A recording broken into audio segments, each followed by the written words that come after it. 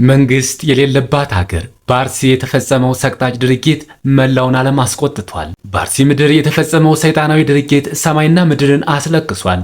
ይህ ጥቃት ሳይሆን የዘር ማጥፋት የታወጀብን ታሪካዊ ክስተት ነው። ከመቶ ዓመት በላይ በክብር የቆመው የቅዱስ ገብርኤል ቤተ ክርስቲያን በሰከንዶች ውስጥ ወደ አመድነት ተቀይሯል። የታሪክ ምሰሷችን ሲፈርስ፣ የ70 እና የ80 ዓመት አባቶቻችን በገጀራ ሲታረዱ መንግስት የት ነበረ? ይህ የአንድ አካባቢ ጥቃት አይደለም፣ የኢትዮጵያ ሕልውና ላይ የተሰነዘረ ዓለም አቀፍ አደጋ እንጂ። በመቶዎች የሚቆጠሩ እናቶችና ህፃናት በገዛ ሀገራቸው ሜዳ ላይ ወድቀው የሞት ፍርዳቸውን እየጠበቁ ነው። ምድራዊ መንግስት ፊቱን አዙሯል። ፍትህ ለኦርቶዶክሳውያን የናፈቀ ህልም ሆኗል። እስከ መቼ ነው በዝምታ የምንገፈው? አባቶች እስከ መግለጫ ባለፈ መቼ ነው የልጆቻቸውን ደም የሚያስቆሙት?